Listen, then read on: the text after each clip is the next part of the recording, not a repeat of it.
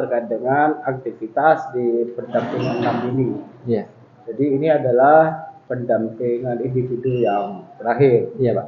Nah, oleh karena terakhir kita santai aja karena kita akan konfirmasi dari dan refleksi terhadap apa yang sudah dilakukan sebulan terakhir. Kemudian kita akan melakukan kegiatan pada fokus pendampingan persiapan panen hasil belajar untuk Bapak tuju nanti ya.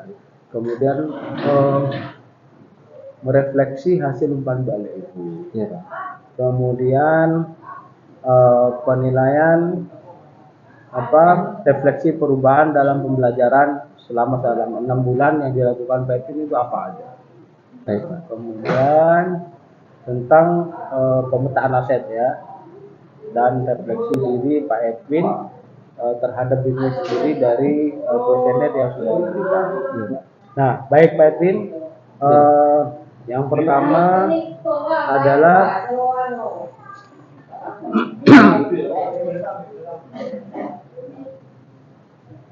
nah, menurut Pak Edwin nih ya, dari hasil feedback 360 derajat yang sudah dilakukan diberikan kepada kepala sekolah, Ya, kemudian siswa, rekan guru, termasuk sampai sendiri ya. Oke. Nah, jadi itu pihak-pihak yang dilibatkan aktor-aktor untuk kuesioner ya. betul, Pak. Sudah disebar ya. Sudah diambil kembali ya. Oke. Nah, kemudian berdasarkan itu rencana apa dari Pak Edwin untuk mengembangkan kompetensi guru penggerak setelah mendapatkan masukan dari dirinya sendiri maupun dari orang lain? Baik, Pak. Terima kasih Pak Ali sebelumnya atas waktu yang diberikan kepada saya terkait kuesioner tersebut, Bapak. Sebelumnya saya sudah mendapatkannya dari PI kedua. Jadi di PI kedua saya juga menyebarkan kuesioner terkait kompetensi saya. Di situ ada beberapa poin yang perlu saya tingkatkan terkait saat itu saya melakukan refleksi dan ada beberapa masukan dari kepala sekolah, rekan guru maupun juga peserta didik. Dan alhamdulillah setelah berjalannya waktu saya mengikuti program pendidikan guru penggerak ini. Setelah sampai di pendampingan individu ke-6, saya menyebarkan juga kuesioner yang sama, kurang lebih soalnya juga sama. Dan alhamdulillah banyak sekali peningkatan, Bapak. Ada banyak perubahan di situ. Bagaimana saya melibatkan anak-anak, bagaimana saya memaksimalkan dan mengelola aset yang sudah ada dan lain sebagainya.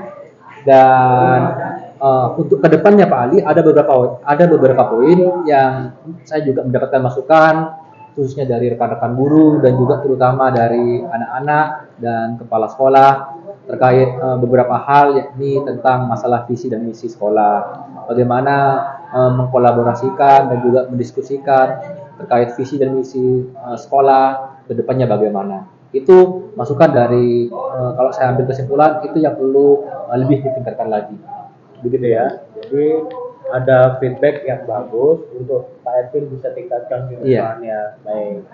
Nah, kemudian Pak Edwin ya.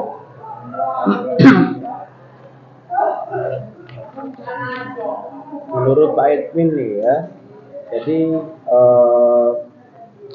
dari aktor yang dilibatkan untuk umpan balik, kira-kira dukungan atau respon yang paling banyak tentang apa dari mereka. Jadi Pak Edwin itu harus ngapain gitu. Baik, terima kasih Pak Ali. Respon yang paling antusias atau yang paling menurut saya tinggi itu dari anak-anak Bapak. Jadi anak-anak itu merasa sangat antusias, sangat termotivasi ketika mereka dilibatkan oleh saya karena saya juga baru tahu kalau memang perlu sekali untuk menumbuhkan dan memupuk serta memperkuat kekuatan diri anak-anak sehingga student agency itu sangat penting sekali dan antusiasme dari anak-anak itu sungguh luar biasa, bahkan mereka berinisiatif sekarang. Jadi anak-anak itu secara rutin ide-ide mereka komunikasikan dengan saya. Tadi saja saya mendapatkan WA dari anak-anak, bagaimana Pak tentang ini remaja masjid. Apakah saya harus mulai dari sekarang terkait audisi imam dan muazin remaja masjid di sekolah.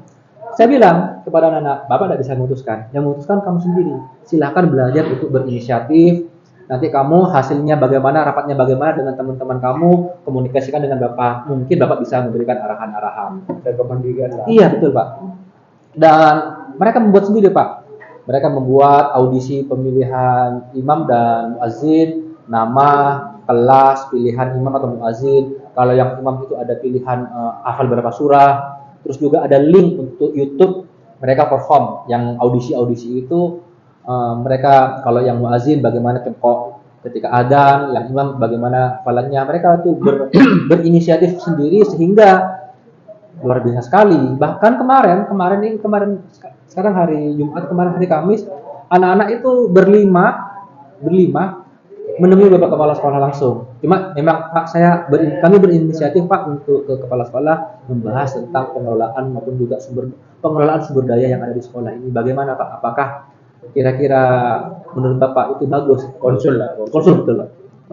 Bagus nak, silakan nak. Apapun ide-ide kamu silakan coba tuangkan. Dan alhamdulillah responnya sangat positif sekali. Iya. Oke. Nah, Pak Edwin sudah 6 bulan nih ya. Iya Pak.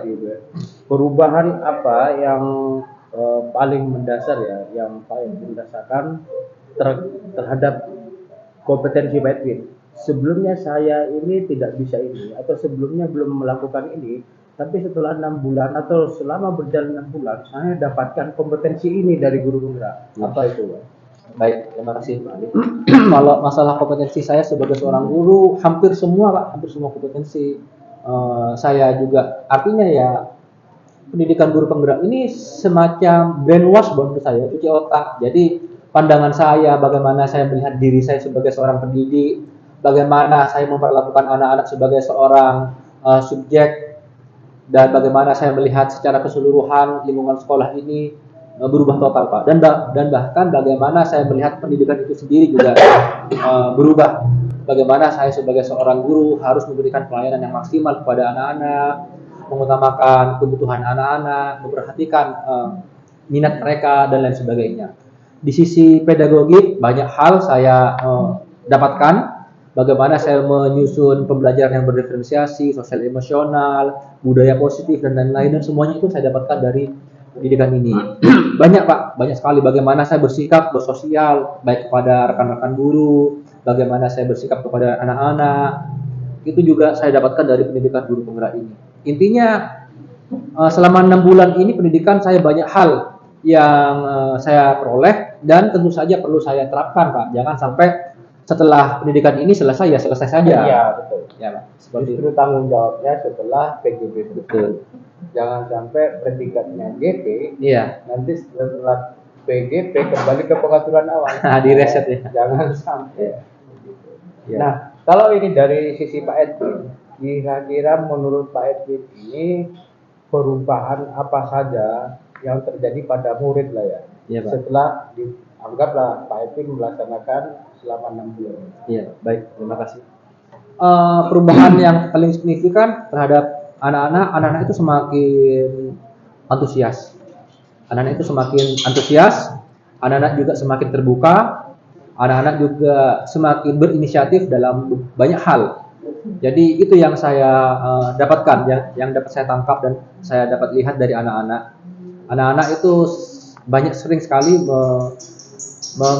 mengemukakan ide-ide, gagasan, baik yang berhubungan dengan pendidikan di dalam kelas maupun juga di luar kelas. Jadi itu yang saya tangkap Pak. Bahkan besok ini anak-anak sama saya bareng-bareng jam 10 ke abnormal kita latihan olahraga bareng Pak, badminton di sana. Kan itu kan juga meningkatkan kepribadian sosial saya, kompetensi sosial saya juga sebagai seorang guru. Seperti itu Pak. Oke. Nah, kemudian Batman, tentu sudah banyak pengalaman perubahan yang dialami ya. Bagaimana perasaan Pak Edwin, kepuasan ya, anggaplah survei kepuasan Pak Edwin terhadap PGP ini selama 6 bulan, Pak. Iya. Terkait pendidikan guru penggerak ini memang up and down, plus minus. Kalau tapi ya intinya lebih banyak plusnya. Minusnya mungkin hanya karena kita harus pintar-pintar membagi waktu saja. Terus juga ada kejenuhan-kejenuhan. Itu kesalahan sampean ya, bukan Iya, kesalahan PGB. bukan salah PGB. Ya. Jadi harus pintar-pintarnya saya. Human error ya. Betul. Bukan program pemerintahnya ya. Bukan. Tapi itu menjadi apa ya? Pertimbangan juga. Untuk ke saya tuh perlu. Jadi kita harus belajar disiplin juga, harus pintar-pintar memanage waktu dan lain sebagainya. Jadi kalau seandainya ada lokakarya, kita main-main sejenak, refreshing sambil juga menambah dan mensinkronkan ilmu yang diperoleh. Intinya banyak sekali Pak plusnya, manfaatnya itu luar biasa sekali. Dan alhamdulillah saya bersyukur ini upaya saya yang kedua, karena memang saya pengen sekali mendapatkan ilmu-ilmu tersebut. Saya sudah kepala 40 jalan 44, ada sedikit kejenuhan dalam mengajar, dan setelah mengikuti pendidikan guru penggerak ini, alhamdulillah semangat itu ada lagi. Iya betul Pak. Jadi saya seperti apa ya, bersemangat lagi untuk menjadi pendidik yang baik bagi anak-anak. Oke. Jadi intinya ada energi positif lah. Betul. Di PGP ini. Nah baik. Kemudian dari 6 bulan perjalanan ini, yang paling menantang bagi Petvin itu bagian apa saja? Baik Pak, terima kasih. Bagian yang paling menantang buat saya itu adalah bagaimana melakukan aksi nyata Pak. Jadi ilmu-ilmu yang saya pelajari di eksplorasi konsep, ruang kolaborasi, demonstrasi kontekstual, itu bagaimana saya dapat meramu apa-apa pengalaman-pengalaman pembelajaran yang saya peroleh baik secara daring maupun juga seperti luring ini pendampingan individu, saya aktualisasikan dalam aksi nyata. Itu yang menjadi tantangan terbesar saya. Bagaimana formula yang saya dapatkan dari pendidikan guru penggerak bisa saya wujudkan dalam bentuk aksi nyata, baik ke diri saya sendiri maupun kepada lingkungan sekolah. Seperti itu Pak. Itu ya. Nah, jadi sesuatu yang menantang harus kita hadapi. Betul. Sehingga kita merasa dengan tantangan itu tidak pernah menyerah. Betul. Untuk melaksanakannya hingga selesai. Betul. Itu. Dan itu menjadi sesuatu yang sangat berharga, karena kalau saya pikir tidak semua guru sampai saat ini ya punya kesempatan belajar di ruang ini, di ruang PGB. Sangat dahsyat, gitu ya. Nah, kemudian Pak Edwin berikutnya tentang penilaian pemetaan aset ya. Jadi Pak Edwin sudah melakukan diskusi. Dokumen laporannya mungkin kalau belum nanti ya. Mungkin kalau ketinggalan di rumah atau di kelas nanti serahkan ya. Baik. Walaupun ada. Diambil saja Pak.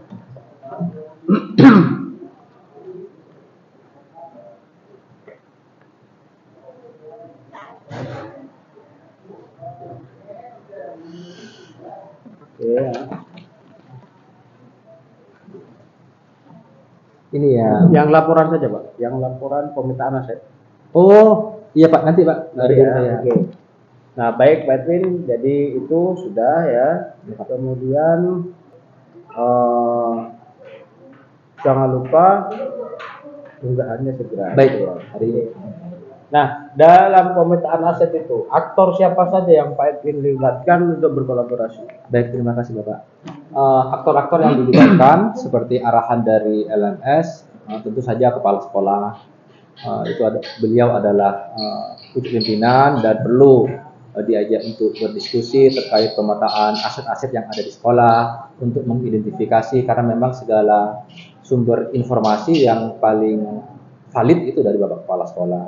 Juga setelah itu rekan-rekan guru, saya juga melibatkan rekan-rekan guru dari yang juga mendapat tugas tambahan sebagai wakil kepala sekolah, juga rekan-rekan guru yang ada di ruang guru, itu juga saya libatkan Pak. Dan untuk anak-anak juga saya libatkan.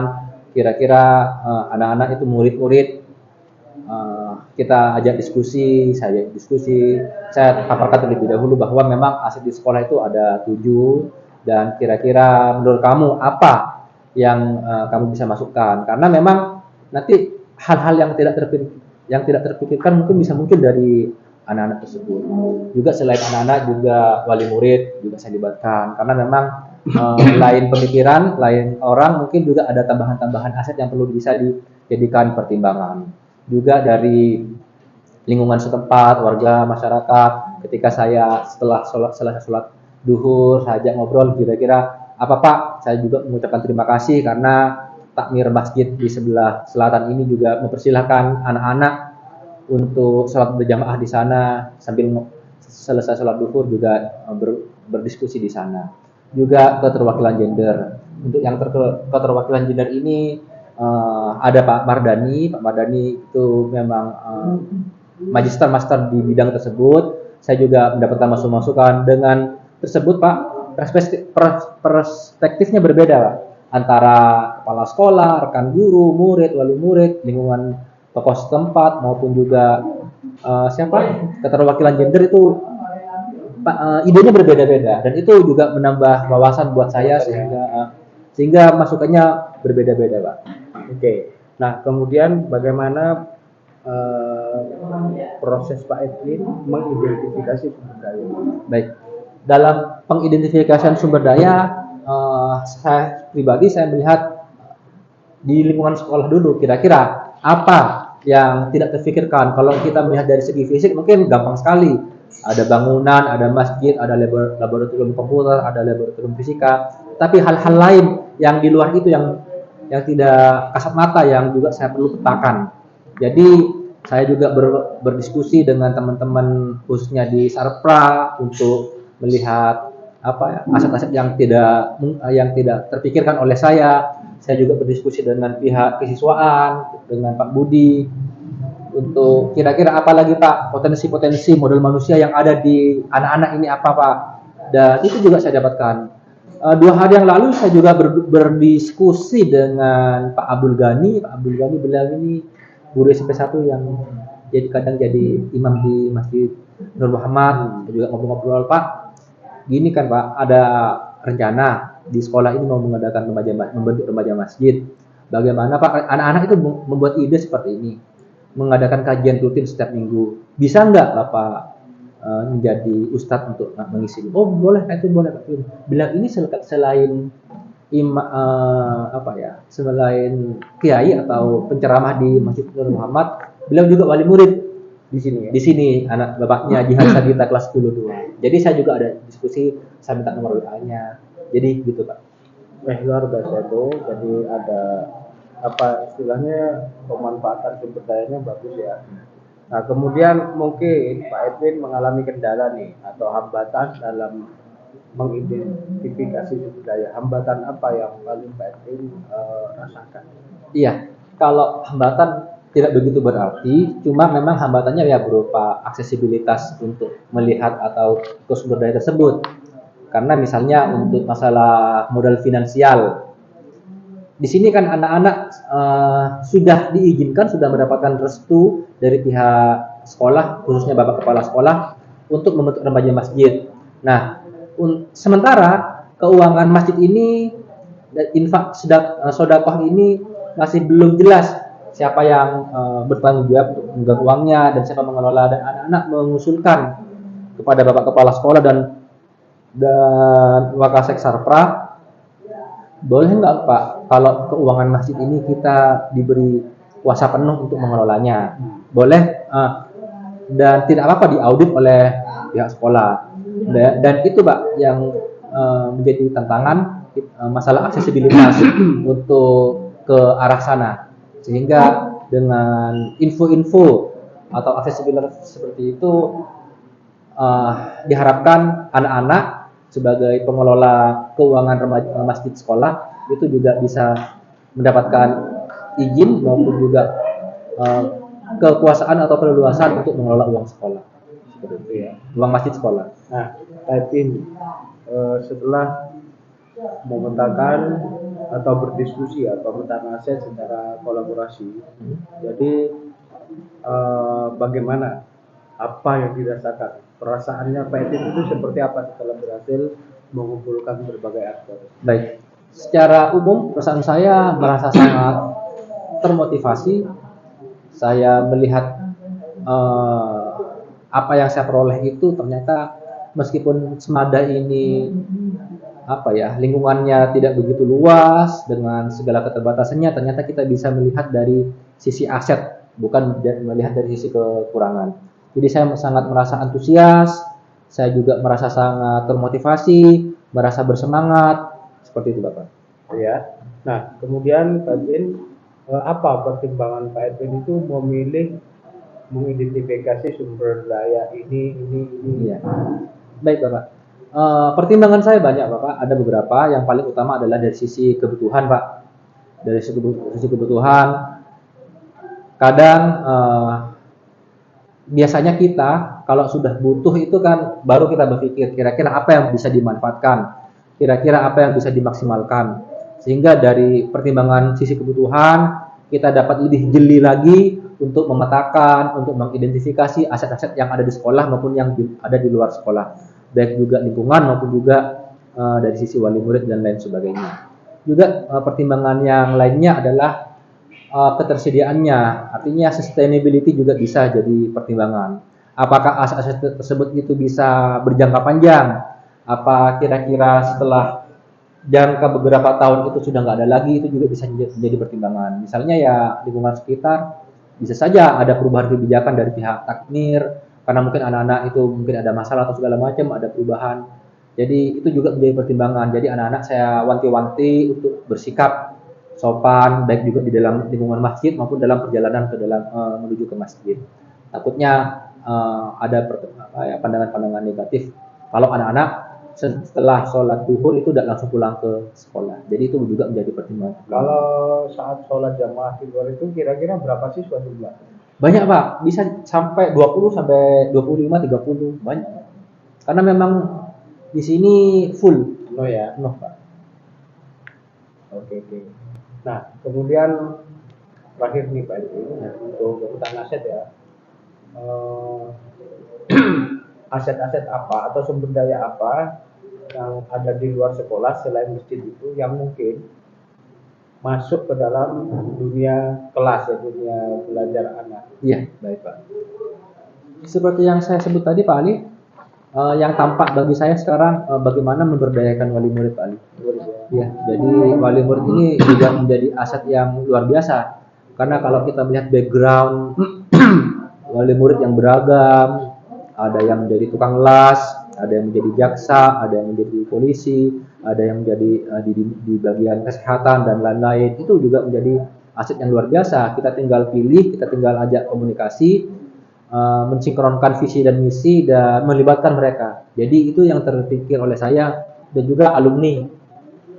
Alumni itu pasti ada rasa memiliki kepada sekolah. Kecintaan mereka kepada sekolah ini juga kita bisa manfaatkan dalam arti positif, berbagi ide, pengalaman untuk memotivasi adik-adiknya untuk mencapai di titik yang mereka raih sekarang. Seperti itu Pak. Ya, jadi di SMA Kalangat Pak itu ada ikatan alumni resmi ya. Saya termasuk pengurusnya. Iya. Termasuk beberapa orang yang termasuk direktur BPRS itu pengurus. Nah, kami melakukan selain pemasaran, mendukung penuh kegiatan adik-adik kelas ya dalam kegiatannya. Misalnya mereka mengadakan acara apa di OSIS, kemudian LKPD, kemudian apalah kita support. Kita punya dana yang dari anggota kita beri ya sebagai bentuk dukungan. Mereka melakukan sosialisasi apa, kami juga melakukan pelatihan dan lain sebagainya. Jadi ikatan alumni jalan. Iya. Dan itu bersinergi dengan serta komite. Itu hanya gantian. Iya Pak. Oke. Kemudian ini bagian akhir Pak Edwin ya. Iya Pak. Apakah ide Pak Edwin itu nanti di Loka 7 panen hasil belajar ya? Panen hasil belajar Pak Edwin itu idenya apa? Ya baik. Terima kasih Pak Ali.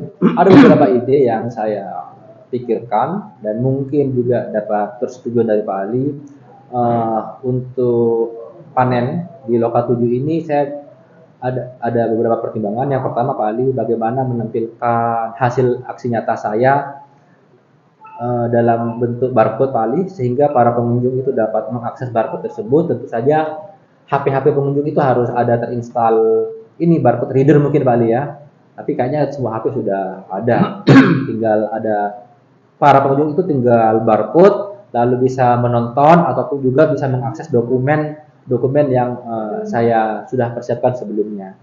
Terus juga bisa berupa video mungkin Pak Ali, video-video dan juga berupa banner sehingga para pengunjung itu dapat melihat distribusi aksi nyata yang telah dibagikan oleh pihak pendidikan guru penggerak itu sehingga ada mereka itu dapat dengan mudah mengakses apa-apa hasil aksi nyata yang saya laksanakan seperti itu Pak. Itu ya. Jadi itu salah satu yang akan dipamerkan ya. Iya. Jadi aksi nyata. Nah, ini ada sesuatu pesan dari BPJP yang mungkin nanti juga disampaikan di Loka 6 tentang aktivitas panen hasil belajar. Iya Pak. Bukan panen karya judulnya. Panen hasil belajar. Ya, itu akan dilaksanakan tanggal 8, tanggal 9 Juli, 2 hari Pak. Hari pertama itu namanya kelas belajar. Hari pertama kelas belajar. Kelas belajar. Itu dalam satu ruang full. Jadi Kayak semacam aula gitu ya. ya aula, semua CGP pokoknya ya. Kan kemarin kalau di Loka biasa kan kelas 91, 92, 93. Itu dalam satu ruangan luas. Ya. Tetap dibagi 2 PP, 2 PP, 2 PP itu. Cuma di pojok sana, pojok sini kayak gitu ya. Itu yang pertama. Nah, hari pertama itu kelas belajar. Isinya adalah refleksi tentang rencana program yang sudah disampaikan di situ ya. Nah, kemudian Tamunya siapa? Tamunya? nggak ada, kelas pertama belum. Karena belajar Loka biasa. Nah, di situ sudah membawa aksi nyata yang ditugaskan terutama. Pak Edwin dapat tugas aksi nyata berapa? Tetap belajar berdiferensiasi. Dan Dua ya? Dua Pak, yang Dua. bagian terakhir. Oke. Nah itu aksi nyatanya, foto-fotonya ditata yang apik dalam poster A3. Dalam poster A3. A3. Jadi foto Kertas itu apa banner Pak? ya Banner lebih baik ya. Lebih terserah. Posternya yang penting gitu kan. Set A3. Nah nanti di hari pertama akan saling berhadapan dengan kelas B. Kita kan kelas A. Ya. Akan dengan kelas B berhadapan begini menceritakan poster itu. Ini saya aksi nyatanya alurnya seperti ini bla bla bla bla ya kan. Jadi bisa foto-foto itu beralur gitu ya? Iya, Prosesnya gitu foto ya? beralur memang proses hingga hasil di aksi nyata itu. Jadi ya disusunnya entah begini entah beralur lah ya, panah apa terserah lah ya berfoto. Nah di foto itu setiap foto mungkin ada captionnya, Iya. diskusi dengan siswa apa gitu kan, cerita. Itu bercerita sekian menit lah, apa 5 menit. Setelah itu Pak Edwin mendengar cerita dari Ya, sebelah. sebelahnya, gitu kan. Itu yang bentuk poster. Nah kalau dalam bentuk video atau artikel, dalam bentuk video itu Video ya Pak ya? Yang kedua itu ya? terserah. Iya, video pilihannya video ya. Itu dibuat film sedemikian atau PPT berjalan atau video aksi nyata itu di barcode ya. Nah harapannya Itu di kelas belajar Pak ya, hari pertama kelas masih? belajar. Harapannya semua nanti video dikumpulkan dulu, Di store dulu. di store ke Pak Edwin gitu. Nah dari semua video yang ada kan ada judul videonya tuh, masukkan ke drive semua. Itu masuk ke Google Drive. Drive-nya linknya itu yang di barcode. Link itu yang di barcode. Sehingga ketika orang itu nge-link melalui barcode, Langsung sudah banyak pilihan video. tinggal milih ya. Tinggal milih. Bukan Pak Edwin barcode ini, barcode itu barcode, sehingga di sana tidak ada perang barcode. Iya betul. Nah, makanya nanti di Loka 6 kita pastikan di video yang sudah ada dikumpulkan di drive bersama, silakan membuat drive bersama dengan CGP yang lain, sehingga di situ hanya ada 2 barcode dalam satu kelas. Dalam 14 TGP itu kan 2 PP Iya. kumpulnya, berarti 14 TGP. Iya. Nah, itu hanya 2 barcode. Barcode Satu kelas. video, Oh, satunya barcode artikel. Ya ada, kan foto sudah tampak. Nah, di Loka 7 itu tidak ada pameran produk UMKM. Jadi tidak diperkenankan ketika Pak Bupati dilakukan 7 hari kedua maksudnya. Iya. Kan itu kan berlangsung di hari kedua kan. Hari pertama kelas belajar, hari kedua kelas berbagi. Kelas berbagi itu seremonial, dari BPGP datang, Fasil datang sebagian, Pak Bupati, Insya Allah Dinas Lingkungan Hidup, perwakilan komunitas 10 sekolah yang tidak pernah dapat CGP dan PP itu diundang. Nah, di situ ada kelas berbagi namanya, gitu ya. Oke. Nah, di saat kelas belajar hari pertama lagi, itu hari pertama tanggal 8 itu sampai jam 11 siang. Dari jam 8 selesai acaranya. Nah, setelah duhur membangun stand. Maksudnya membangun stand itu layout standnya seperti apa, barcode-nya mau taruh di mana dan sebagainya. Sehingga setiap stand itu isinya 14 TGP saja. Setiap stand 14 TGP atau 2 PP. Bukan 77 bukan. Enggak. Jadi gabung itu sudah. Nah, di situ hanya ada satu banner. Bukan TGP bawa banner, ini bawa banner ya. Jadi perang banner. Iya. Jadi pamerannya bukan pameran banner. Pamerannya itu program. Maka di hari kedua orang melihat masuk ke stand kita itu sudah program. Sudah fokus ke program gitu ya. Jadi tidak ada kuade. Jong fokusan stand di sini bunga tidak ada. Kalau yang teman-teman itu pakai baju KHD gimana, Pak? Oh, itu kan aksesoris. Enggak masalah kalau bagiannya. Enggak, maksudnya kadang standnya dihias kayak kuade. Iya. Di sini lampu bunga titik kuade, bukan ilmu. Bukan perang banner, bukan pameran banner. Banner tempel sana bukan. Kalaupun toh itu ada banner standing, itu yang barcode saja. Jadi barcode di standing itu. Nah, nanti kolaborasikan dengan kelas kita di lokan 6 siapa dapat siapa gitu maksudnya kan. Nah, itu.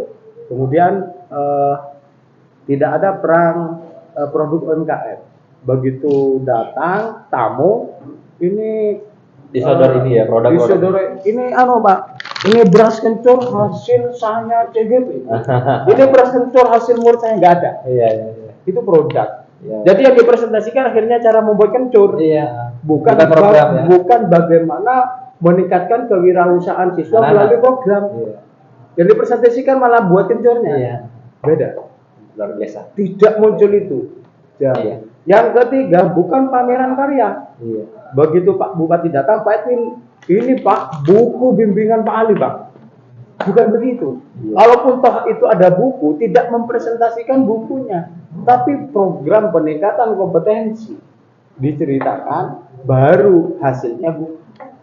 Jadi bukan produknya yang kita pamerkan, Pak, yang didahulukan. Pak, gimana kalau pakai prototipe? Misalnya, saya mengajar filterisasi air hujan. Yang Pak Dilalai itu ya. Ya boleh bawa prototipenya. Medianya boleh dibawa. Nah, yang tidak boleh itu ya bawa beras kencur, bawa gula merah, bawa pisang coklat, telur asin. Lah itu bukan itu yang dimaksud. Jadi adu program, mana nanti program itu yang menurut pengunjung itu apik, pengunjung itu punya format segini, Pak. Itu umpan balik, mencatat. Diberi masukan lagi ke sampean di sana, tempel di foto sampean. Nah, setelah dapat umpan balik dari pengunjung, sampean hanya punya waktu 2 hari memperbaiki. Setelah 2 hari sudah dicabut nilai oleh BPGP dan Kemdikbud di LMS. Jadi mau melakukan perbaikan atau tidak, hasil pastinya itu. Karena sampai hari ke-7 itu namanya masih rancangan program yang sudah ditawarkan kepada audiens. Baru setelah pasca itu jadilah program. Nah, itu ya. Jadi itu jangan salah persepsi tentang panen karya. Makanya tidak boleh bentang masing-masing kelas, jangan ada infokus, TV, nanti chaos. Semuanya bawa TV, tidak fokus. Jadi pamerannya bukan pameran seperti kebanyakan eksibisi ini. Jadi memang program, namanya fotonya. Yang di bawah hari pertama itu kan yang ditugaskan itu, berarti kan dapat 2. Ya udah, itu aja, itu ya. Adapun tanggal berapa? 8 dan 7. 8 dan 9. 9 Juli, Pak. Juli. Nah, adapun Pak Edwin misal ingin mengumpulkan semua aksi nyata dalam satu barcode misalnya, tidak apa-apa. Jadi disertakan di barcode itu tidak apa-apa. Yang penting ada captionnya. Kalau video masuk ke barcode video, artikel yang mau di barcode ya sesama artikel. Sehingga nanti Tapi boleh milih Pak ya, nggak harus dua-duanya menyiapkan gitu ya. ya, Artinya kalau Pak Edwin dapat 2. ya, jadi 2 itu aja ya. 2 itu aja. Boleh berupa video, boleh berupa artikel gitu ya. Usahakan yang satu itu memang foto. Ya, sesuai yang ditulis itulah. Ya, kemudian itu yang akan ada di kelas belajar, jadi itu tampak itu ada. Gitu ya. Nah, kemudian berikutnya di hari kedua itu seremonial. Iya, kelas berbagi itu ya. Kelas berbagi. Nah, setelah seremonial akan ada CGP yang presentasi perwakilan, itu nanti dinas pendidikan, dinas Capdin yang memilih bersama PP dan PBG kelas siapapun. Nah, Pak Edwin kemudian setelah loka 7 punya waktu 2 hari untuk menyelesaikan. Termasuk yang tadi itu belum misalnya itu akan mengurangi presentasi. Itu banyak tidak dilihat sama CGP karena dia akan adanya di BI kemudian paling bawah. Iya. Saya cek ternyata ada yang belum. Oke, Pak Edwin, ini di bagian paling akhir kita apresiasi Pak Edwin yang sudah berkembang sangat luar biasa. Lanjutkan program ini meskipun sampai selesai. Kemudian terus petakan sumber daya untuk peningkatan kompetensi Pak Edwin dan anak-anak di sini. Nah, terakhir dari saya, selama mendampingi ada kekurangannya saya minta maaf yang sebesar-besarnya. Mudah-mudahan pasca PGP kita tetap bisa berkolaborasi. Baik, Pak Edwin, ada pertanyaan? Cukup Pak Ali. Nah, nanti untuk persiapan dan pameran loka hasil belajar bertemu di loka 6. Baik. Hari Minggu ya kayaknya tanggal 25 di SMA Muhammadiyah, kalau nggak begitu kita kupas tuntas.